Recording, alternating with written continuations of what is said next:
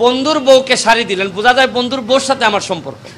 মানে রিপোর্টের ভিতরটা উপরটা এরকম না, রিপোর্টের উপর ফেসবুক রিপোর্টের উপরে প্রথমে রিপোর্টটা হয়েছে প্রথম আলোতে, আর প্রথম আলোর মতো পত্রিকা করার পরেই সবাই একটু মজা পাইছে, কারণ প্রথম আলোতে একটা আস্থার জায়গা আছে। কিন্তু প্রথম আলো যে নিচে নামতে নামতে শাড়ি পর্যন্ত খোলা শুরু করছে, এটা তো আর আমরা জানতাম না। তো আমি এটা তো বলছি যে ভাই, আপনি একজন এমপি বা সরকারি কর্মকর্তার বিরুদ্ধে অভিযোগ আনবেন যে আপনি কি সরকারি মাল বিক্রি করে দিচ্ছেন কিনা। এখন আমারে বলা হয়েছে গরিবদেরকে দেওয়ার জন্য। এখন আমি যদি বিবেচনা করি যে আপনি মনে হয় গরিব ভাই, তা আমার বন্ধু উনি যিনি দাবি করলেন, উনি করলেন কি, বললেন যে না আমি গরিব না, আমি আরেকজন গরিবকেই শাড়ি দিয়ে দিছি। এই হচ্ছে গিয়ে ফ্যাক্ট। কিন্তু উনি ফেসবুকে এত সুন্দর করে লিখেছেন, এইখানের মধ্যে যদি উনি আমার বন্ধু হইতেন তাহলে উনি গরিবের শাড়ি ওনার কাছে আসছে, উনি শাড়ি দিয়ে দিচ্ছেন গরিবদের গণ। আর শুনেন, হাজার হাজার কোটি যাচ্ছে, বিক্রি হয়ে যাচ্ছে, কেউ কিছু বলছে না।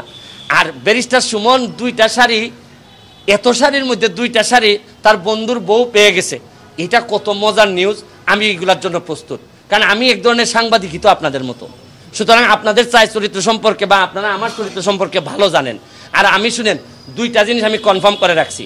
একটা হচ্ছে কি, ব্যারিস্টার সুমন যতদিন এমপি আছে তার পরিবার এবং সে কোনো সম্পদের মালিক হবে না।